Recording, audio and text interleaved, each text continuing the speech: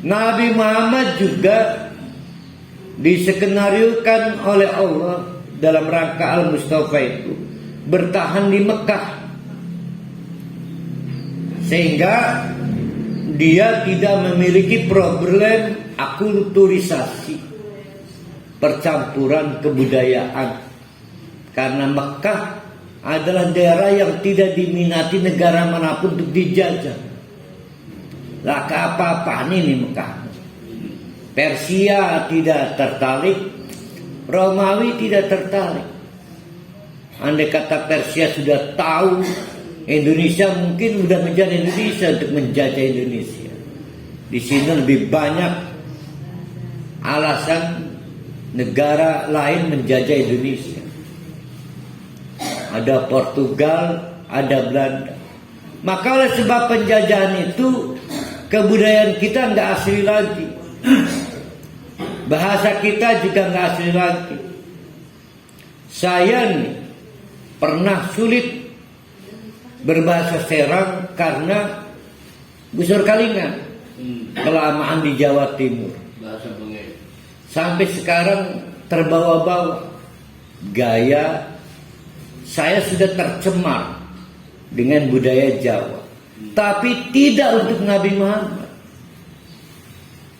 Nabi Muhammad itu tidak tercampur budaya asli, bahasa Arab asli.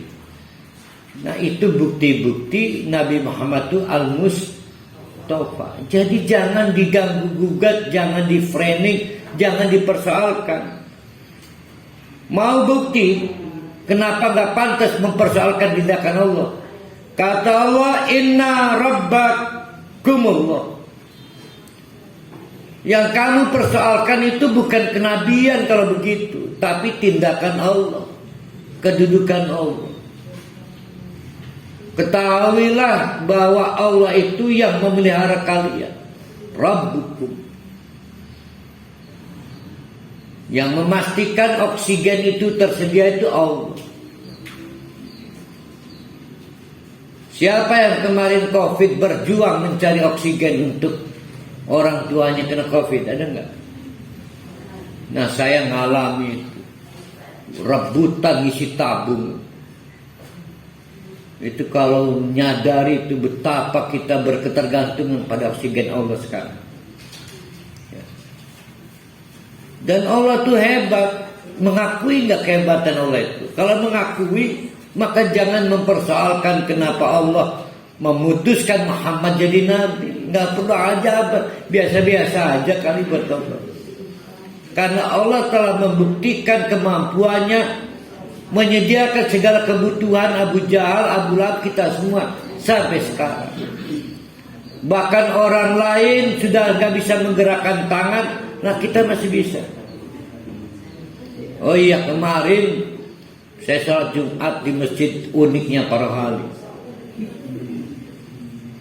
Saya dari balik kaca ngelihat orang tua bersusah payah pengen ikut sholat Jumat.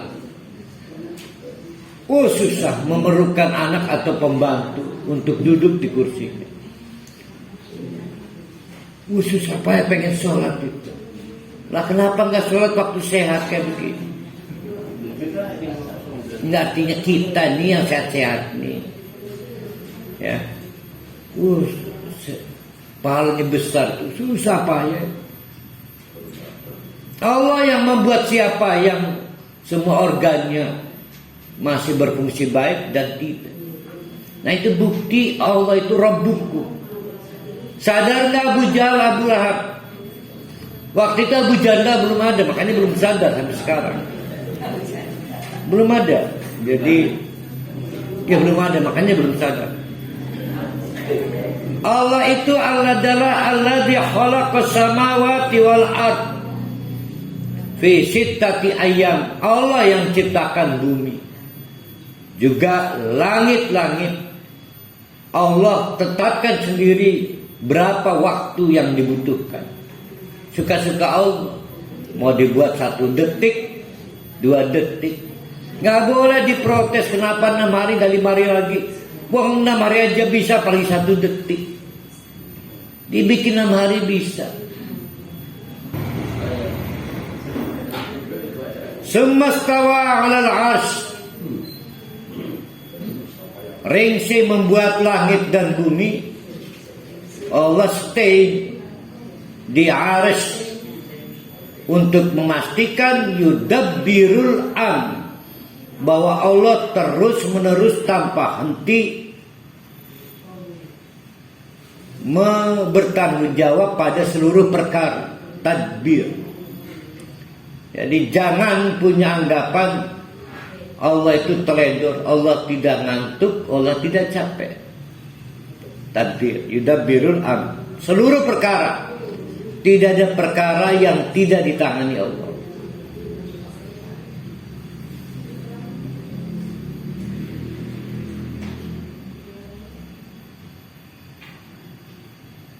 Allah juga penyebab timbulnya pertolongan.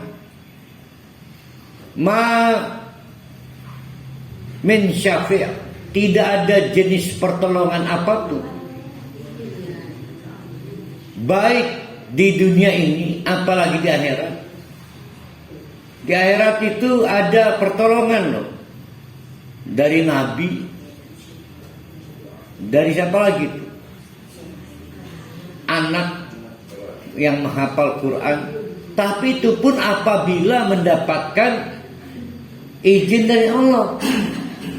Berarti yang hebat yang menolong atau yang mengizinkan? Yang mengizinkan. Syafi'in isim nakiroh.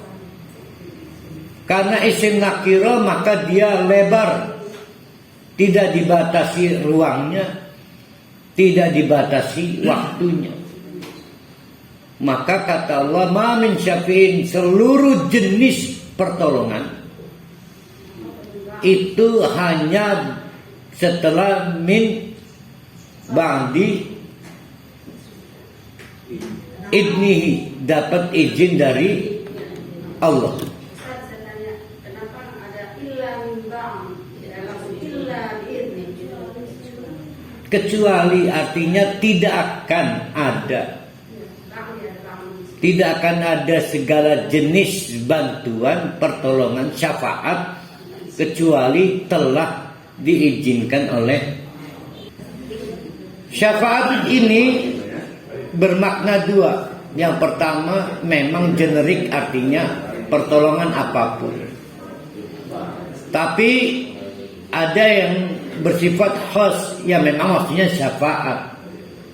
Berasal dari kata syaf'un, artinya genap. Lawannya witrun, artinya ganjil. Ini Pak Haji nih ya. Ini kurangnya dikit lagi buat masuk surga. Ini kalau nggak ditolong Allah harus mampir ini di penempatan khusus di neraka ini, orang kayak Pak Haji. Mungkin 1 detik, 2 detik, kurangnya dikit lagi. Nah, maka perlu syafaat, penggenap. Jadi kalau kurangnya banyak bukan syafaat, namanya nombok. Yang butuh syafaat itu ahli ibadah, kayak para rohali, Bu Ima, Bu Tajituti. Itu kurangnya dikit, maka layak minta syafaat. Iki masalah uro infak jaluk syafaat lah nombok, bukan penggenap. Jadi syafaat malah jadi witer, ganjil banget. Zalikumullah, begitulah yang tadi semua diterangkan itu, membuktikan bahwa Allahu Rabbukum, Allah terus menerus memelihara kita, memastikan segala kebutuhan kita ada. Oleh karena itu fa'buduhu, jadilah budak Allah.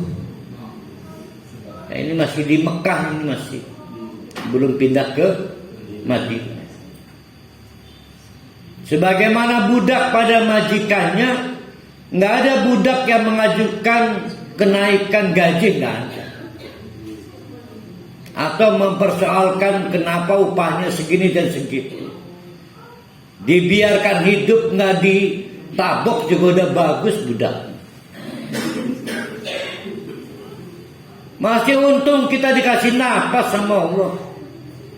Dibiarkan organ-organ tubuh kita bekerja. Masih untung. Jadi nggak usah belagu rewel menanyakan pada Allah, ya Allah kalau saya begini berapa pahalanya? Hitung-hitungan amat pada Allah. Jadilah budak Allah. Dan Allah adalah satu-satunya majikan.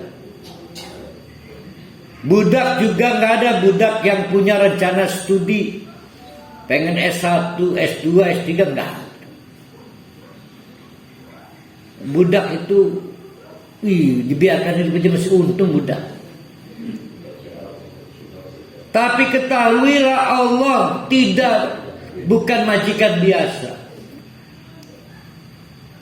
Kalau majikannya adalah saya, pasti kejam. Masih syukur saya beri tempat tinggal. Nggak usah nanyakan mana televisi, mana shower. Tapi ini Allah majikannya. Walaupun kita ini budak Allah, semua VVIP. Ya. Jadi bahkan kalau ada budak dibebaskan oleh tuannya, majikannya, itu selamatannya 7 hari 7 malam, saking keberak-berak. Tapi kalau kita jadi budak Allah, menjauh dari Allah, kita pengen balik lagi. Jadi nggak ada orang yang kuat berjauh-jauhan dari Allah. Karena ini bukan budak, bukan majikan seperti majikan manusia. Itulah Allah. Maka fa'buduhu, jadilah budak Allah dengan cara beribadah kepada Allah.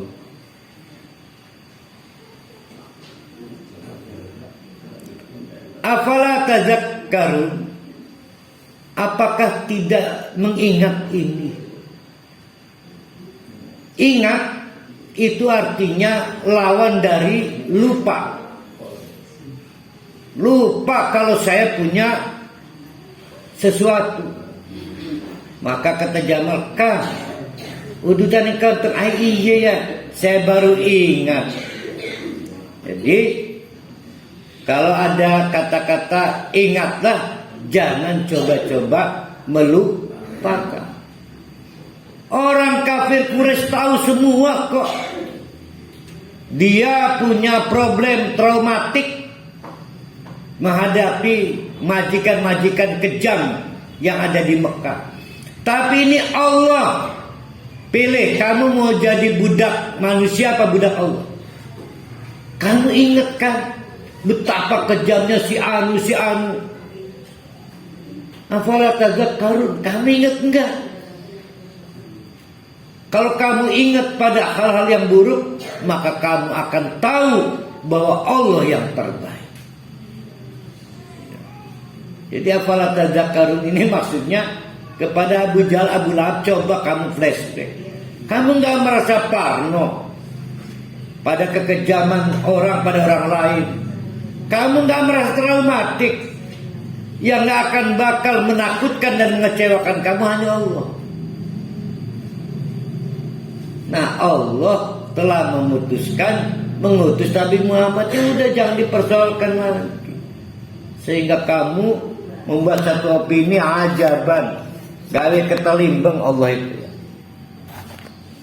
Nah, itulah bapak-bapak, ibu-ibu pengantar dari surah Yunus.